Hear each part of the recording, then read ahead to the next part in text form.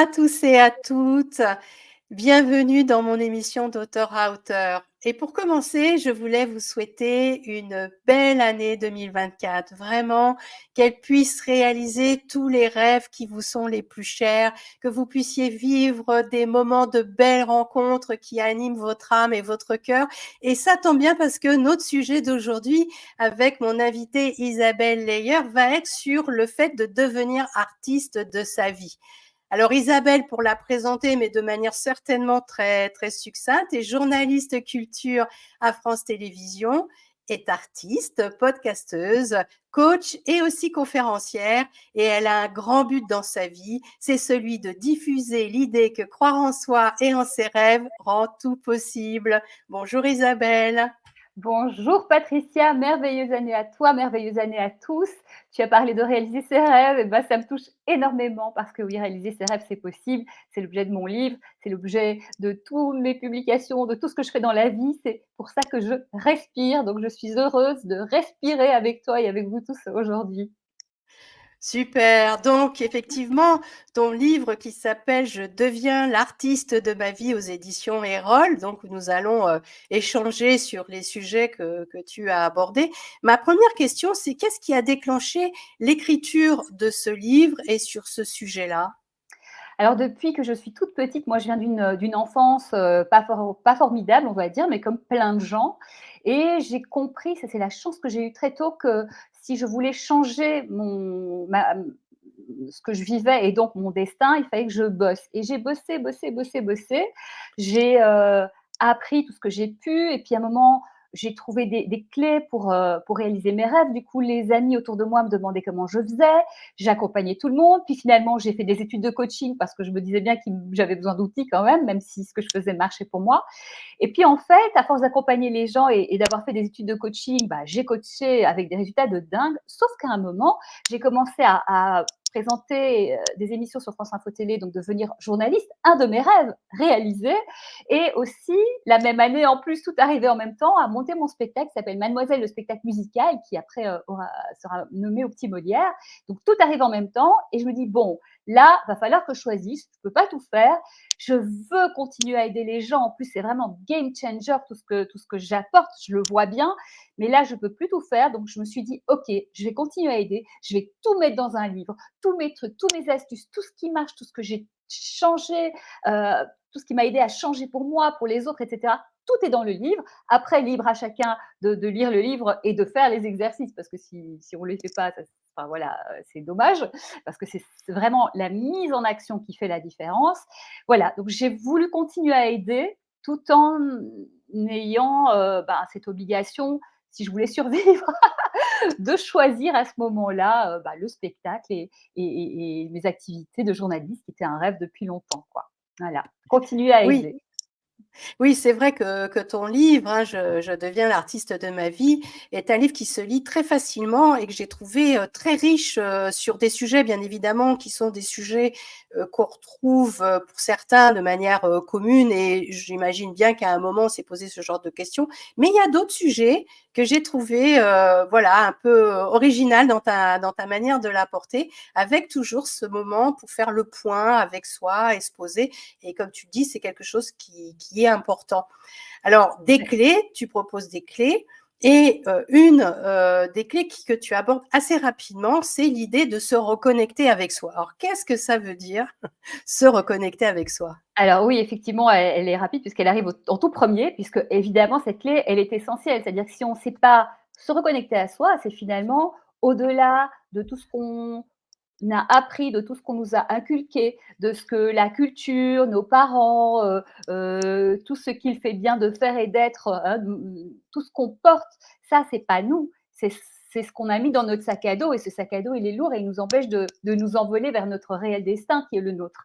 Et donc se reconnecter à soi, c'est retirer toutes ces pierres et se dire: «Mais il y a quoi finalement dans ce sac qui est le mien et dans mon âme et dans mon cœur?» Et une fois qu'on sait qui on est et ce qu'on veut vraiment dans la vie pour soi. Mais pour soi, c'est aussi ce qui va nous faire du bien. Et quand on rayonne et quand on est bien, eh bien, on va transmettre et on va encore mieux aider les autres. Et donc, c'est pour ça, se reconnecter à soi, c'était juste essentiel. Et pour revenir à ce que tu disais, moi j'ai voulu que ce livre soit le plus simple possible. Qui dit simple peut être aussi intelligent. Simplement, on n'a pas besoin de. Moi, je voulais vraiment qu'on n'ait pas besoin de faire 12 années d'études pour comprendre ce que je voulais dire, parce que ce livre, franchement, il est sur ce que je considère comme essentiel, qui va toucher le cœur de tout le monde et qui va parler à tout le monde. Tous les exercices peuvent être faits par tout le monde, mais de adolescent à 200 ans, on va dire, hein, parce qu'il n'y a pas de limite. Et voilà, l'idée, c'est avant de savoir quel chemin prendre, bah, sachons déjà ce qu'on veut vraiment et ce qui est essentiel pour nous. Et à ce moment-là, petit à petit, d'étape en étape, on va être guidé dans le livre vers ce qui est essentiel pour nous. Mais voilà, et c'est vraiment pas si compliqué. Il y a des tas de façons de se reconnecter à soi, et je peux partager un exemple qu'on trouve dans le livre. C'est par exemple quand on était petit, qu'est-ce qui nous passionnait en fait. Moi, quand j'étais petite, je chantais, je jouais, je dansais. Je suis artiste et j'apprenais des programmes par cœur et je jouais à la présentatrice télé. Et je suis aujourd'hui journaliste et chroniqueuse télé. C'est incroyable. Il y a plein de gens pour qui cet exercice va marcher. Et puis, il y a plein d'autres exercices, hein, parce que, évidemment, on fait une enquête personnelle sur ce qu'il y a au fond de nous en refaisant émerger des souvenirs ou des émotions, des choses. Et ben, ça marche et ça fait du bien. C'est un beau cadeau qu'on peut se faire à soi, en fait. Ouais.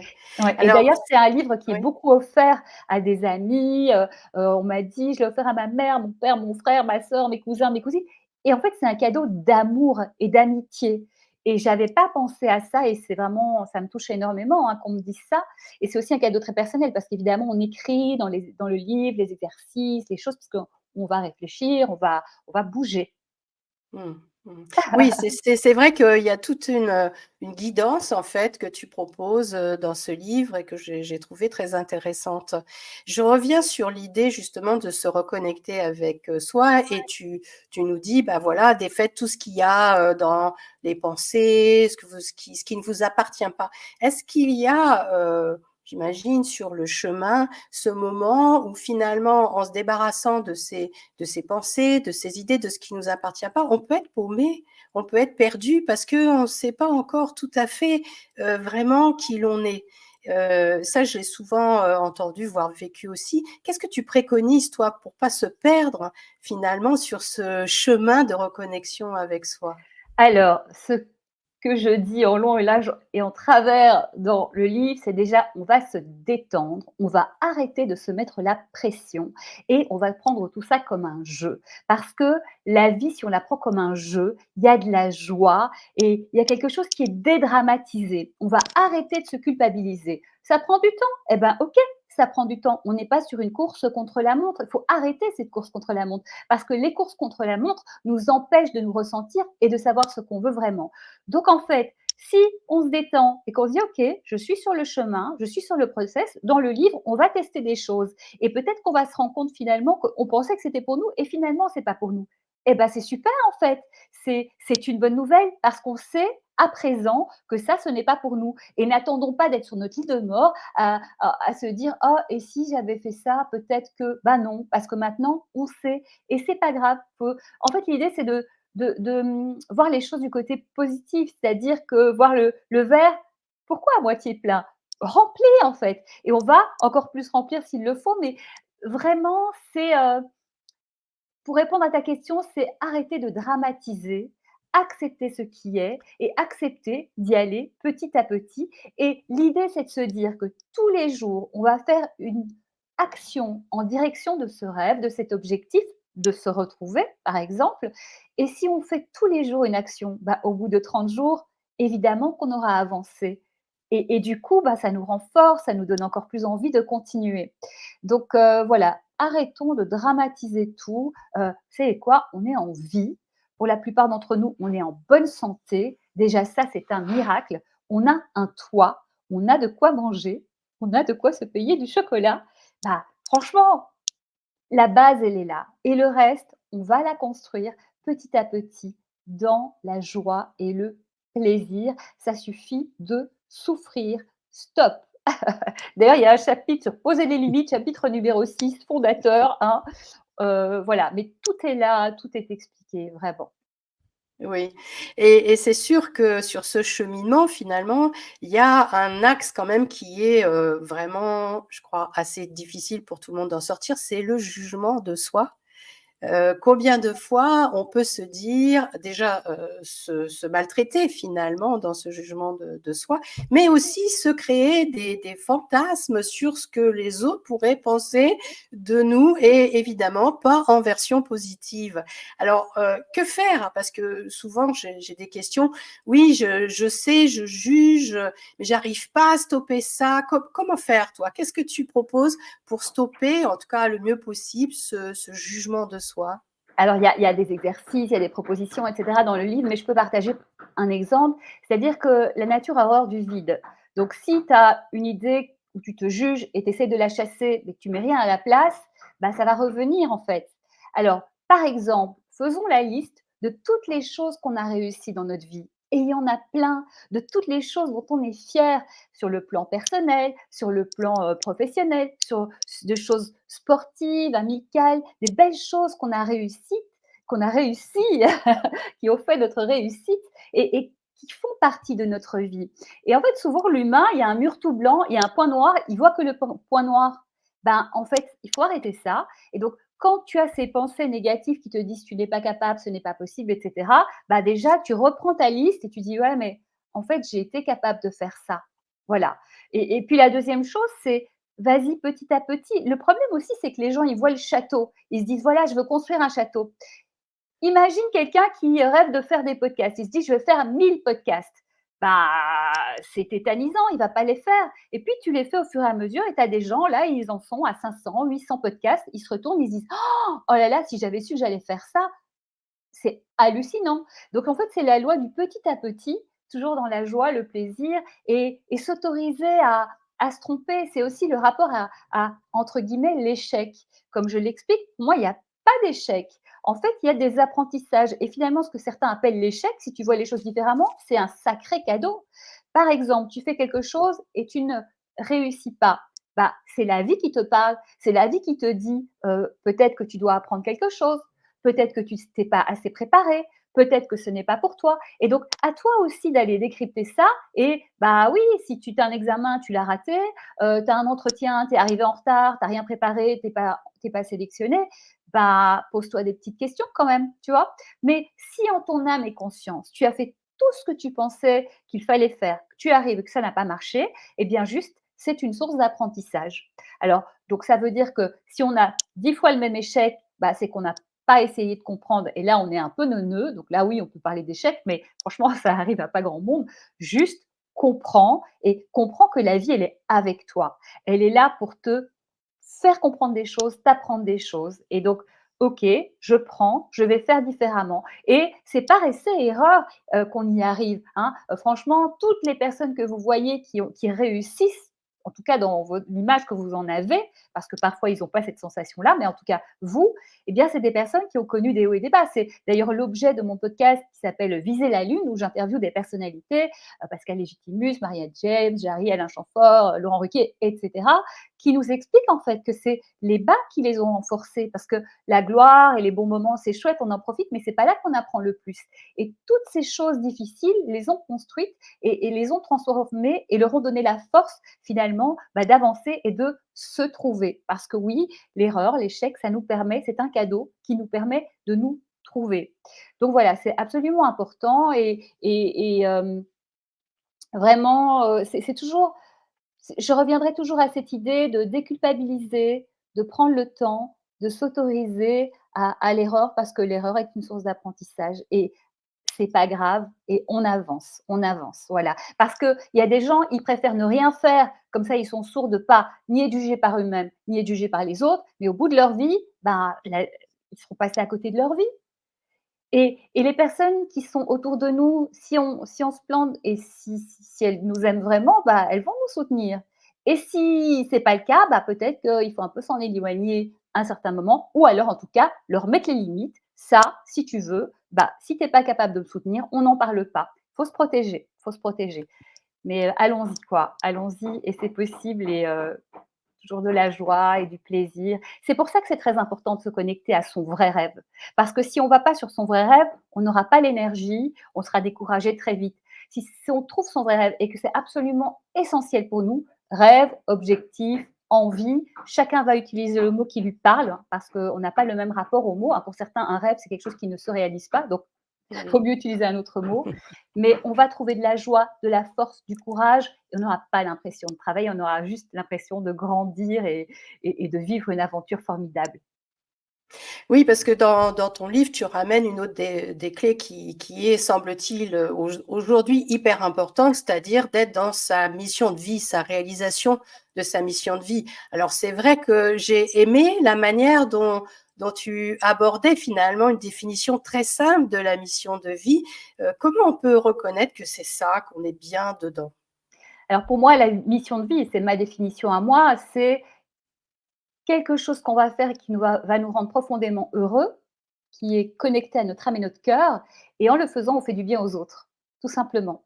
Après, on n'est pas obligé d'avoir une mission de vie. Aussi dans le livre, je dis: «Voilà ce que je vous propose, vous n'êtes obligé de rien, prenez ce qui vous intéresse, transformez les choses si vous voulez les transformer. Il n'y a personne qui connaît votre mode d'emploi si ce n'est vous. Donc, à vous de suivre le chemin qui vous convient. Évidemment, je donne beaucoup, beaucoup de pistes et aussi on travaille la créativité très rapidement aussi, hein, parce que l'idée, c'est de justement pouvoir transformer, inventer, ouvrir le champ des possibles là où il n'y a que nous qui pourrons sentir ça. Donc voilà.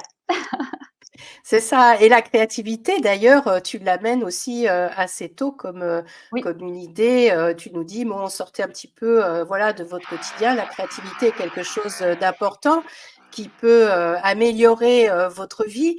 Alors pour toi, la créativité, comment elle peut s'inscrire et se manifester dans la création de notre vie au quotidien finalement? Parce que l'habitude peut être vite, présente, hein? Voilà, l'habitude, c'est pas for c'est ça peut être notre ami quand c'est des bonnes habitudes, mais il y a des habitudes qui nous empêchent. Alors la créativité, il y a des gens qui parfois me disent: «Non, mais je ne suis pas créatif». Alors stop copain, stop copine.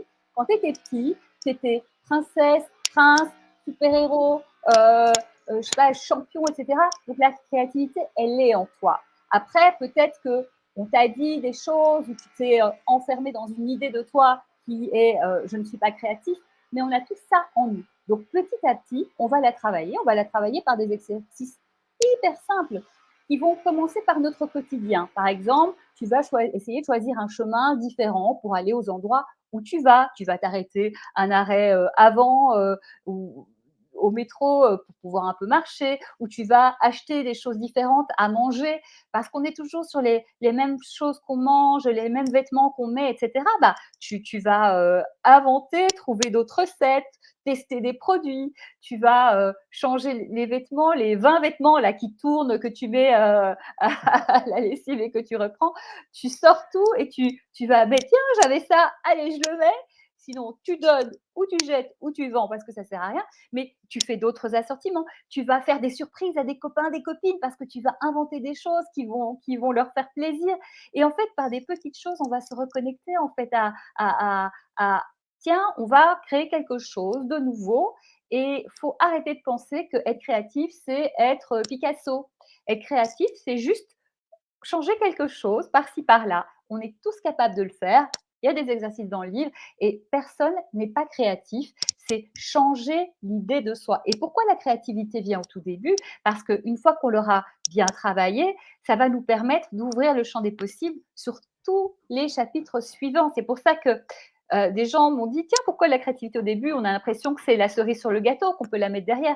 Eh bien non, les copains, elle va nous aider au fur et à mesure, donc on va la travailler d'emblée. Et en plus, la créativité, ça met aussi de la joie dans la vie, du plaisir en fait, hein. On sort de ce train-train un peu fantomatique où on est des robots et on va remettre de la joie, un sentiment d'enfance en fait, on inventait des choses. Voilà, on peut adulte aussi s'amuser à inventer des choses. Et en Bon plus, ça alors donne plaisir aux autres en aussi. plus, alors le challenge ou le défi, gentil et sympa du mois de janvier, finalement, ça pourrait être essayer tous les jours d'amener une nouveauté dans votre vie et regarder ce que ça donne au bout de quelques jours. Complètement, appeler quelqu'un, envoyer un petit mot à quelqu'un, enfin voilà, essayez, faites une liste de tout ce que vous pourriez faire. Ah, vous êtes dans le métro, vous savez pas quoi faire, vous êtes dans une file d'attente, vous faites votre liste de tout ce que vous pourriez inventer et chaque moment, vous essayez de chaque fois qu'une idée vous vient, vous la notez et puis effectivement, super idée Patricia, tous les jours, on peut, s'amuser à faire des surprises, se surprendre, aussi se faire des cadeaux bonus quoi. Tiens, aujourd'hui j'arrête tout, je me prends un bon bain, je m'en fous, je me fais plaisir et plus on se fait plaisir, plus on se fait du bien, plus on va se reconnecter à soi aussi et plus on va mettre de la joie dans la vie et plus notre vie, elle va commencer à être sympa et pas juste dédiée. Moi, je comprends, hein, toutes ces personnes qui ont le boulot, les enfants, les obligations, les ceci, les cela. En fait, on tombe vite dans quelque chose qui n'est plus fun. Mais alors pourquoi? Et on finit par se demander: «Mais pourquoi je vis en fait? Qu'est-ce que c'est que cette vie?» Alors qu'en changeant des choses dans notre vie aussi dans le livre, je dis: «On peut changer des choses dans sa vie, on peut changer toute sa vie». Mais parfois en changeant juste des petites choses et en remettant des plaisirs, des choses qui nous passionnent, des loisirs qui nous font du bien, il y a plein de petites façons de remettre de la joie dans sa vie et ça ne veut pas dire, «Allez, on part tous vivre à Bali», hein, même si c'est très Oui, sympa. c'est sympa, mais c'est pas évident et facile pour forcément tout le monde. C'est Mais en possible, mais c'est pas forcément pour tout le monde. Et c'est pas forcément pour tout le monde, effectivement. Et une des clés que tu donnes, et c'est peut-être ça la cerise sur le gâteau, je ne sais pas, tu vas nous le dire, c'est de cultiver l'efficacité. Alors, qu'est-ce que tu entends par là? Bah, en fait, franchement, il y a des tas de fois où on perd un temps de malade, heu, sur des choses qui sont totalement inutiles. On s'organise pas bien. Bon, le coup classique, hein, les mails, on va voir, 15 fois par jour nos mails. OK, tu pourrais faire 2 fois par jour et avancer et voilà, arrêter de perdre du temps sur des choses, inutiles. Tes courses, tu y vas pas tous les jours, tu vas une fois par semaine et voilà et tu vas un peu repérer partout comment te libérer du temps et tu vas voir que miraculeusement, tu vas gagner 1 heure, 2 heures, 3 heures de ta semaine pour toi, cadeau bonus, 4 heures, pourquoi pas, en étant efficace et aussi, c'est un peu la loi de Pareto qui stipule qu'en fait 20 de ce qu'on fait, finalement, nous apporte 80 des choses bénéfiques chez nous. Qu'est-ce qu'on fait des 80 qui nous apportent que 20 quoi? Ben, en fait, revoyons tout ça, il y a des tas de choses à virer, et il y a des tas de choses qui sont pas si importantes. On s'oblige aussi parfois, on se met des contraintes et ben, en fait, ça me va pas ça, pourquoi je me donne cette contrainte? Hop, ça dégage, on peut déléguer, on peut supprimer et je parle aux femmes, vous n'avez pas à tout porter, il y a aussi des choses à changer. Alors évidemment, si ça fait 20 ans, les gens, ils ont l'habitude que vous les servez, c'est peut-être un peu compliqué, mais ça suffit en fait, ça suffit, que chacun prenne ses responsabilités et si on ne vous aime plus parce que vous ne servez plus, est-ce qu'on vous aime vraiment? Je pose la question. C'est une bonne question, Isabelle, que nous allons laisser en suspens pour que chacun et chacune puisse donner ses propres réponses. Avec joie. Et alors, là, en finale, pour toi, c'est quoi le plus grand secret du bonheur? Ah mais vraiment, c'est suivre son flow.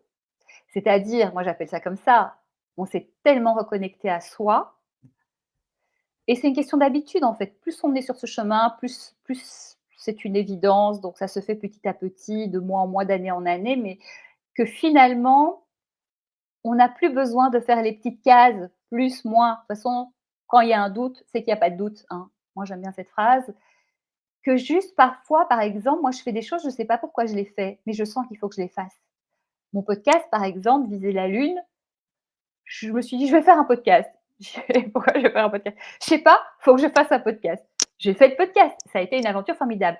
Autre exemple incroyable, tous les dimanches depuis, je pense 4 ans, j'écris la pensée du dimanche. Un jour, je me suis dit, moi j'adore transmettre des idées positives, je vois bien que ça nourrit mon entourage, ça nourrit les gens que je coach, ça nourrit. Et je me suis dit, je vais le faire sur Instagram et sur mes réseaux sociaux tous les dimanches. Je vais écrire une pensée positive et inspirante. Et je le fais, ça fait 4 ans que je le fais, etc. Et vraiment, les gens adorent, je reçois plein de messages, oh merci, oh c'est ce que j'avais besoin d'entendre, etc. Et en fait, il y a 2 ans, je sors mon livre et si j'avais voulu être stratège, bah, j'aurais écrit 2 ans avant La pensée du dimanche tous les dimanches pour fédérer des personnes qui sont intéressées par le développement personnel. Parce que finalement, les personnes qui me suivent pour La pensée du dimanche correspondent aux personnes qui sont intéressées par le livre. Et c'est assez hallucinant. Alors moi, j'aime pas ces stratégies, et cetera. Je veux vraiment suivre le cœur et le flow, mais tu te dis que la vie, elle est incroyable parce que si tu suis ça, tout ce que tu fais prend du sens à un moment ou à un autre et même si tu sais pas pourquoi, un jour tu comprendras. Donc vraiment se reconnecter à soi, s'autoriser à écouter, suivre le flow, y aller dans la joie, le plaisir, le partage parce que ce flot, quand on le suit, ça nous amène non seulement nous à grandir, à apprendre, à déployer nos ailes, à vivre des aventures incroyables, mais aussi à rencontrer des tas de gens qui nous correspondent puisqu'ils sont sur ce chemin-là.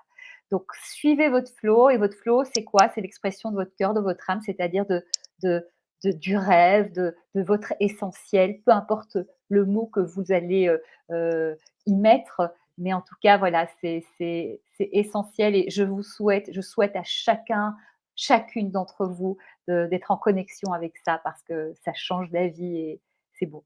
C'est vraiment beau. Ouais, je te rejoins, totalement Isabelle, hein. C'est comme ça que l'émission d'Auteur à Auteur est née, hein, Ah, raconte, initialement. raconte, raconte. Oui, oui, initialement, c'était, en janvier l'année dernière et je savais qu'il y avait quelque chose à mettre en place, comme un podcast, visuel finalement et d'interviewer différents auteurs qui, avaient réfléchi, sur un des sujets en particulier pour enrichir finalement la curiosité des uns et des autres et comprendre qu'on a tous, une place, on a tous une vision du monde et qu'en reliant nos visions, c'est ça qui peut faire un grand tableau d'ensemble. Et puis, je me suis formée au podcast parce que j'étais pas du tout férue dans ce sujet-là. Et j'ai commencé à aller un peu voilà, vers la technique, vers les rencontres. J'ai rencontré de belles personnes, notamment Martine Seigneur, qui est attachée de presse et qui, du coup, alimente aussi beaucoup le réseau d'auteurs. Et puis voilà, donc là, Quelle est on la en est chose la aujourd'hui. plus belle que ça t'a apporté justement de suivre ce flot-là? De suivre ce flot-là, c'est de toutes ces rencontres de cœur qui se font et ces moments uniques de partage qui sont là à un instant T et qui me permettent aussi de me positionner par rapport à ce que j'ai à transmettre, comme positionner l'autre par rapport à ce qu'il a à transmettre. Est-ce que tu as eu un doute? Est-ce que tu as douté? Est-ce que tu as eu un petit peu peur avant de monter ce projet? En réalité, non, parce que je le sentais vraiment du fond du cœur. Donc, j'ai eu aucun doute. Après, je me suis dit, bon, comment je peux m'organiser pour que ça ne me prenne pas, c'est tout à fait bénévole tout ça, hein, donc que ça ne me prenne pas non plus trop de temps par rapport à la lecture des livres, parce que je lis tous les livres, c'est important. Je suis autrice aussi, donc Ouais. en tant qu'auteur et autrice, de lire les sujets, c'est vraiment important. Mais au fond, j'ai jamais eu de doute parce que je suis très connectée, très reliée à ce flot dont tu parles. Donc, ça me Ah, parle c'est vraiment génial beaucoup. et bravo parce que tu vois, tu avais besoin d'une compétence, bah, tu t'es formée, tu as appris, tu as fait et puis de toute façon, tu l'aurais fait 3 fois, ça t'aurait pas plu, bah, tu aurais su. De toute façon, voilà et il y a rien de grave. En fait, il faut simplifier la vie, les process, il y a rien de franchement, ce qui est grave, c'est, allez, la maladie, la souffrance et la mort et surtout la mort des autres parce que nous, si on est mort, bah, on s'en rend pas compte, tu vois? Mais donc il y a rien de grave, jouons, tentons et bravo, et merci pour, justement ce témoignage qui prouve bien que regarde, le sourire que tu as, la joie et tout ce que ça t'apporte, quoi donc allons-y, allons-y vraiment. Voilà, et tout ce que j'imagine que ça apporte aux autres. Et j'ai bien aimé dans ton livre ce terme que tu as employé qui dit être fournisseur officiel d'amour. Donc, ouais, Ouais.